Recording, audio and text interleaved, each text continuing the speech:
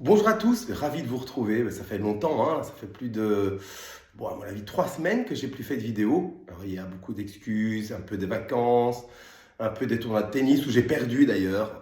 Voilà, mais ça arrive.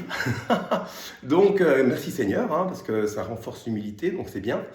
Et voilà, un peu de regret de ne pas avoir pu m'entretenir avec vous pendant ces 2, 3 dernières semaines, mais me revoilà. Et aujourd'hui, j'ai envie de vous entretenir sur plusieurs sujets. D'abord, vous dire que depuis 2023, avec des amis, nous avons un groupe de prière que nous faisons online.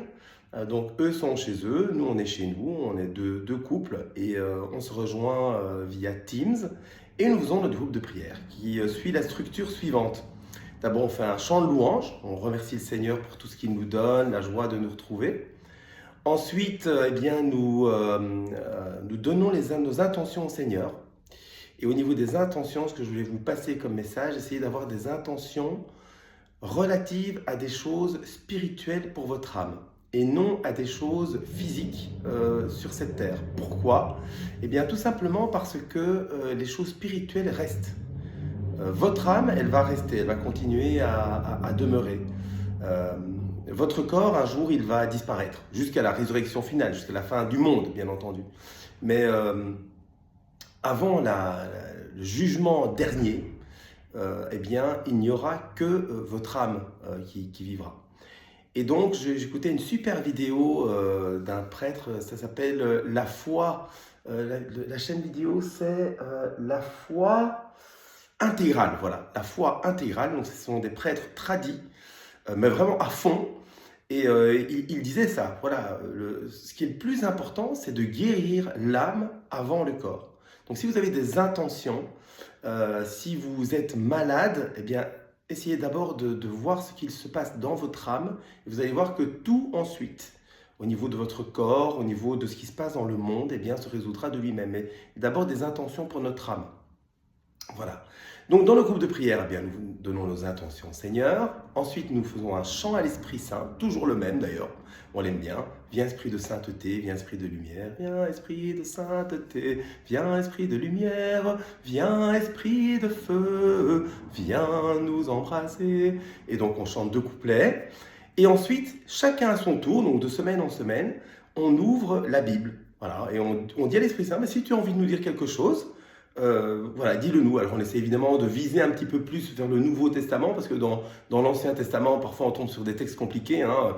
Imaginez le deuxième livre des Maccabées, bon, bah, c'est un peu compliqué de discerner ce que l'Esprit Saint veut nous dire, mais si on ouvre dans le Nouveau Testament, eh bien là on tombe sur des super paroles qui sont faciles à comprendre, parce que Jésus parle en parabole, ou Paul dit des choses aussi complètement compréhensibles, mis à part un peu l'épître aux Romains qui est quelque peu difficile, mais sinon c'est tout à fait compréhensible et on peut toujours tirer du concret à partir de ces lectures. Nous remercions l'Esprit Saint et puis nous faisons un chapelet, toujours le même, les mystères douloureux. Pourquoi? Parce que nous faisons ce groupe de prière le mardi et donc nous finissons avec Notre-Dame et nous présentons notre vie au Seigneur par notre médiatrice humaine mais reine du ciel, notre très sainte mère, la Vierge Marie. Voilà. Et c'est justement d'une parole qu'on a reçue lors de ce groupe de prière que je voudrais vous parler aujourd'hui, parce que c'est la parole de ce jour. Alors aujourd'hui, on est samedi.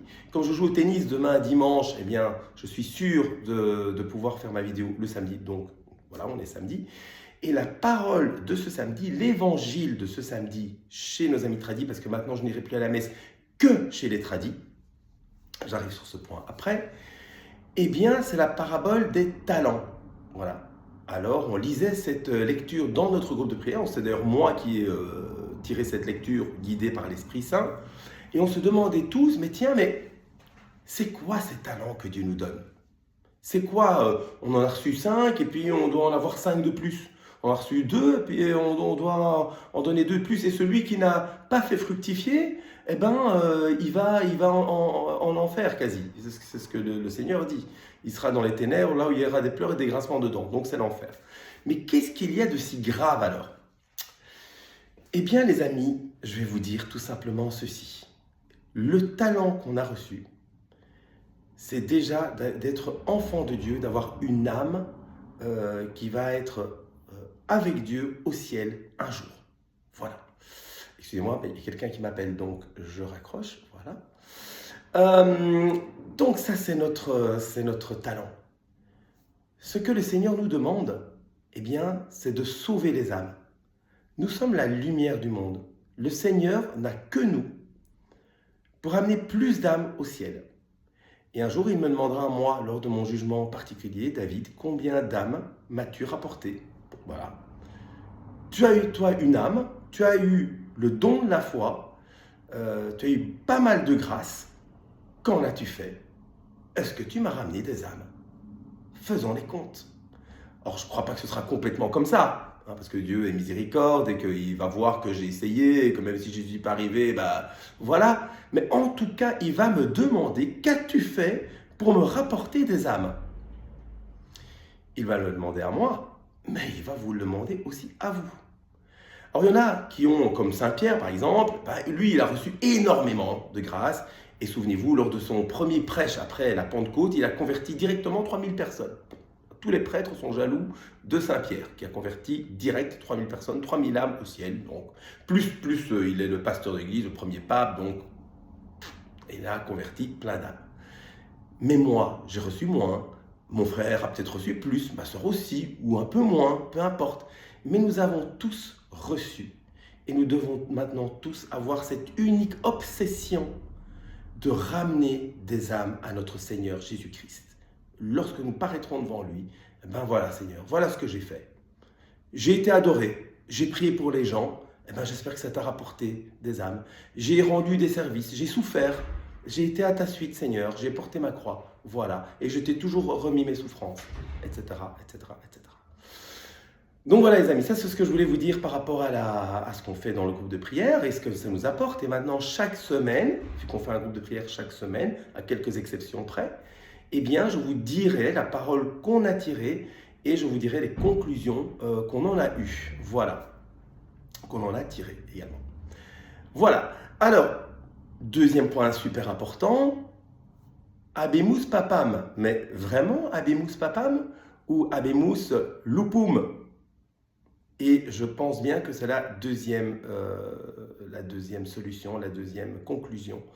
Pourquoi? Eh bien, il m'apparaît de plus en plus clair, les amis, dans mes pensées, dans ma prière, dans la révérence que j'ai par rapport à notre Seigneur Jésus-Christ. Je crois qu'un pape qui déjà dit, nous voulons une église synodale, donc sans structure, ou une structure en fait qui va de bas en haut et non de haut en bas, en termes financiers, on dirait bottom-up et pas top-down, eh bien, je crois que c'est très mauvais, déjà. Deux, avoir un pape qui privilégie la communion dans la main plutôt que la communion à genoux et dans la bouche, c'est pas bon. Et enfin, le troisième et dernier point, mais le plus important, un pape qui soutient que Vatican II est bon, et qui veut demeurer dans cette structure-là, dans ce schéma de Vatican II, qui est un schéma qui n'honore pas le Christ, eh bien, je crois qu'il est dans l'erreur. Et donc, Habemus Lupum, pour moi. Mais le temps va nous le dire. Alors, ce que je fais personnellement, je prie pour cette personne, Monsieur Prévost. Donc, je prie pour Monsieur Prévost. Voilà, je prie pour son âme. J'espère que l'esprit, qu'il se convertit jour après jour, qu'il est en phase avec le Seigneur et voilà, qu'il prendra les bonnes décisions pour lui-même et pour l'Église. Et que le Seigneur fera le nécessaire pour nous donner un vrai pape qui respectera entièrement la tradition et qui aimera l'Église et qui aimera profondément notre Seigneur Jésus-Christ avec tout ce qui se rattache à cela.